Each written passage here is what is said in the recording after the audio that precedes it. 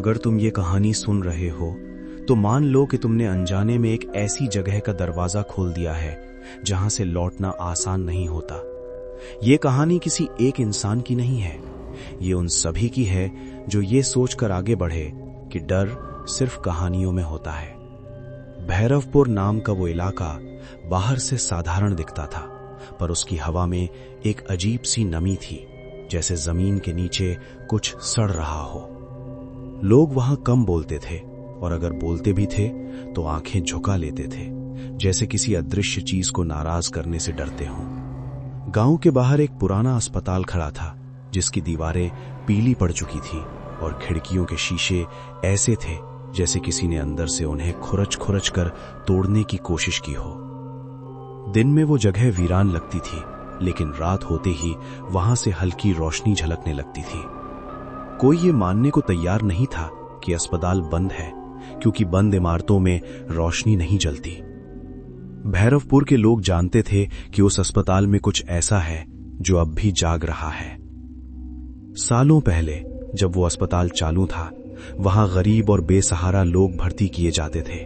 उनके नाम रजिस्टर में लिखे जाते थे, पर ज्यादातर लोग वापस अपने घर कभी नहीं लौटे। किसी ने कहा वे मर गए, किसी ने कहा उन्हें कहीं और भेज दिया गया, लेकिन किसी के पास कोई पुख्ता जवाब नहीं था। रात के समय अस्पताल से अजीब आवाजें आती थीं, कभी किसी के कराहने की, कभी धातु के टकराने की, और कभी ऐसी हंसी की जो इंसानी नहीं लगती थी।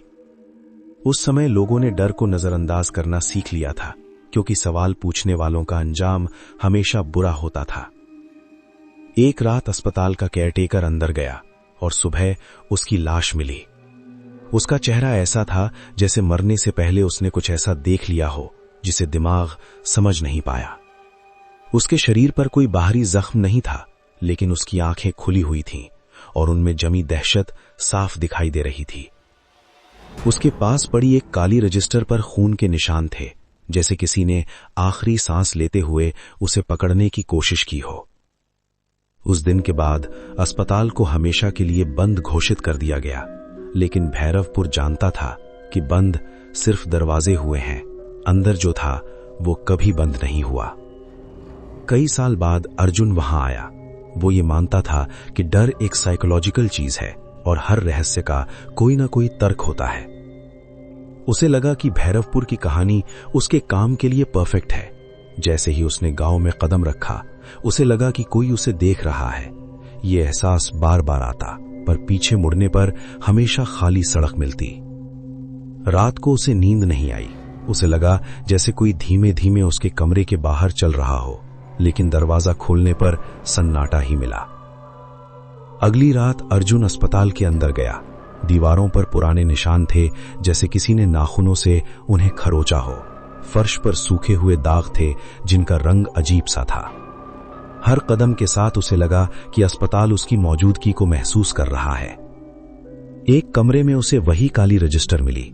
जैसे ही उसने उसे छुआ, उसके हाथ ठंडे पड़ गए। रजिस्टर के पन्नों पर नाम लिखे थे, तारीखें लिखी थीं और हर नाम के सामने एक आखिरी शब्द था। कुछ पन्नों के बाद खाली जगह थी, जैसे किसी के लिखने का इंतजार हो। उसी पल अर्जुन को लगा कि उसके पीछे कोई खड़ा है। उसने मुड़कर देखा तो कुछ नहीं था, लेकिन कमरे का तापमान अचानक गिर गया। उसकी सांसें तेज हो गईं और दिल जोर जोर से धड़कने लगा। उसे समझ नहीं आया कि यह डर है या कोई चेतावनी। जैसे ही वो बाहर निकलने लगा, उसे अस्पताल के गलियारों में कदमों की आवाज सुनाई दी। वो अकेला नहीं था, ये बात अब साफ हो चुकी थी। उस रात के बाद भैरवपुर में फिर से अजीब घटनाएं शुरू हो गईं।